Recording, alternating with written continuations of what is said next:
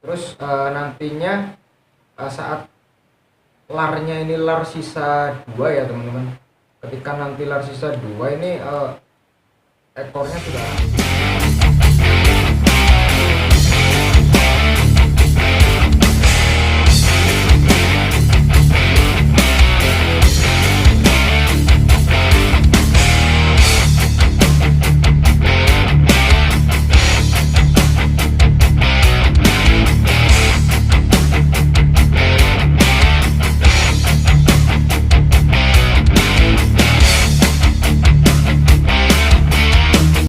Assalamualaikum warahmatullahi wabarakatuh. Kembali lagi di channel Balara Merpati. Jadi di video kali ini saya akan menjelaskan beberapa hal ya, yaitu mulai dari kapan waktu yang pas untuk merpati kita cabut ekor ya, kemudian bagaimana cara merawat merpati saat merpati itu sedang mabung, kemudian lagi ada kapan waktu yang pas untuk merpati kita lolokan ya teman-teman. Oke. Tapi sebelum itu saya ingin menyapa teman-teman ya. Apa kabar teman-teman? Semoga teman-teman selalu dalam lindungan yang Maha Kuasa, selalu diberi kesehatan dan selalu dimudahkan segala rezekinya. Amin amin ya rabbal alamin. Oke.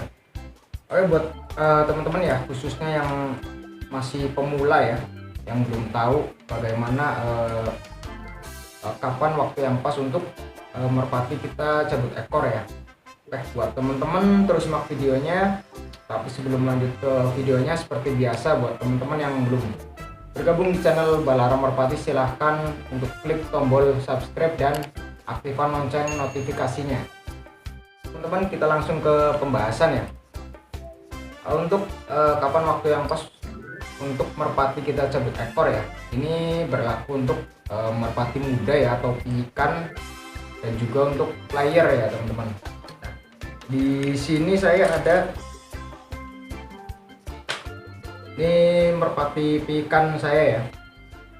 Ini kemarin saya cabut ekor waktu sisa lar 5 ya, waktu sisa 5 lar ya. Sekarang sudah lar 3 ya teman-teman. Nah, sudah lar 3 ya. Nah, saat si merpati pikan ini saya cabut ya, ini otomatis si badan merpatinya ini akan mengembang ya teman-teman. Ya, akan mengembang. Kemudian kalau untuk saya sendiri ya, merpati saat merpati muda ini ya atau merpati pikan ini sudah cabut ekor, ini sudah tidak saya liarkan lagi teman-teman. Sudah saya mulai masukin ke kandang ya, mulai saya rawat ya. Nah, untuk perawatannya itu sendiri ya, kalau untuk dari proses penjemuran itu kurang lebih selama 1 jam teman-teman ya.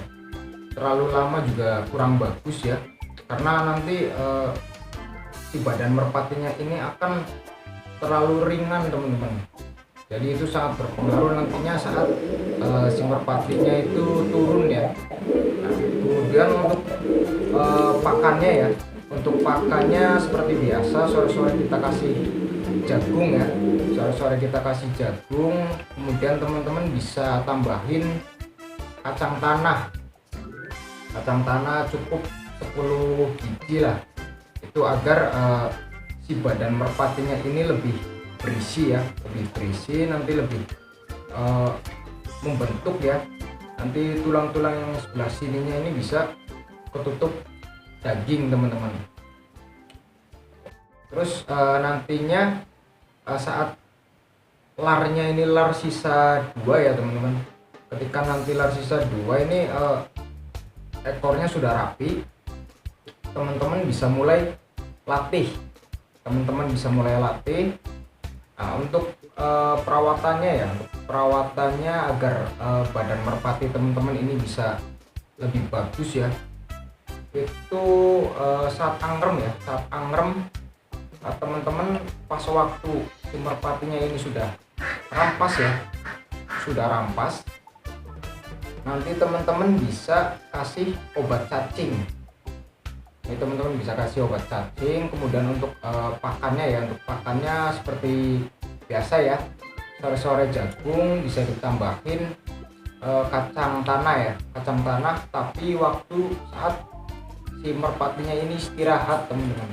Jadi waktu si merpatinya ini angrem ya, waktu si merpatinya dilatih tidak perlu dikasih kacang tanah ya, jadi cukup waktu saat si merpatinya ini istirahat atau angrem ya.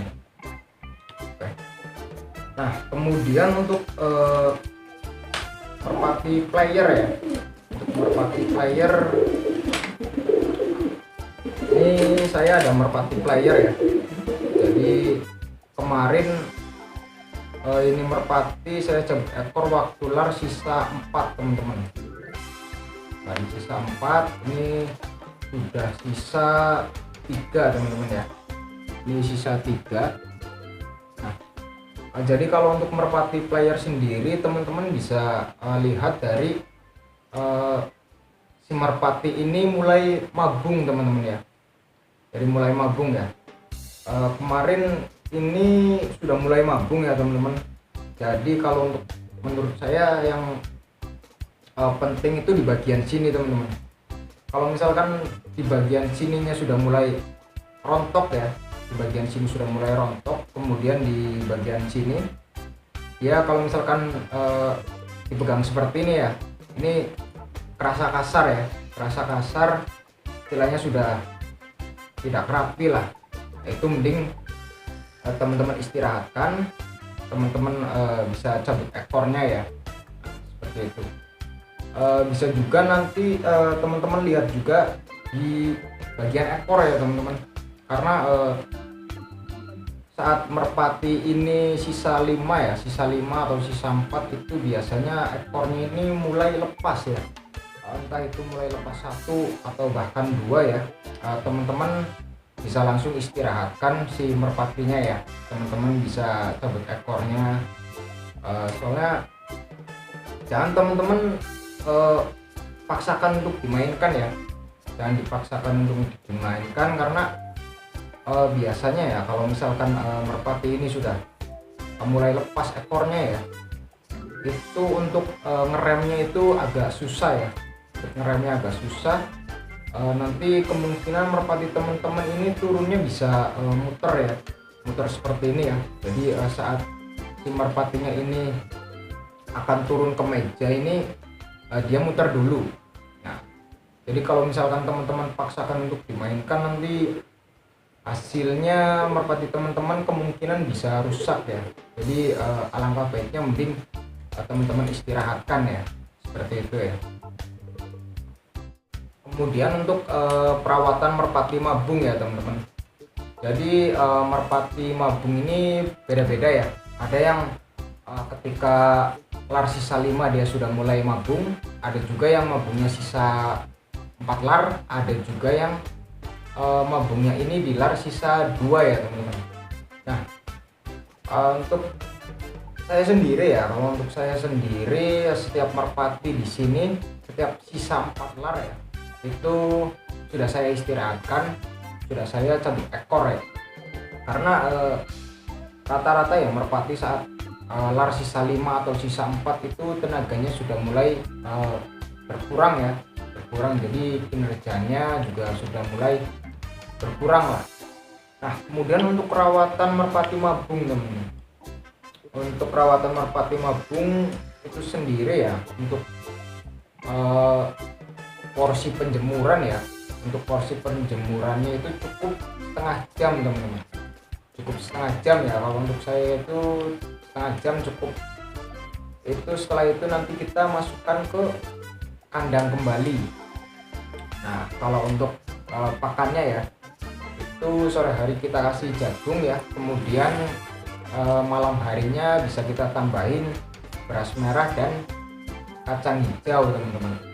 Nah tujuannya agar untuk mempercepat proses mabung ya, untuk mempercepat proses mabung. Kemudian kacang hijau sendiri nutrisinya bagus ya, jadi untuk menjaga stamina si merpati itu sendiri ya. Nah kemudian teman-teman bisa juga tambahin ini ya, tambahin kasih minyak ikan ya. Di minyak ikan teman-teman bisa beli di apotek ya. Biasanya apotek jual minyak ikan ya. Tujuannya sama, untuk mempercepat proses mabung teman-teman.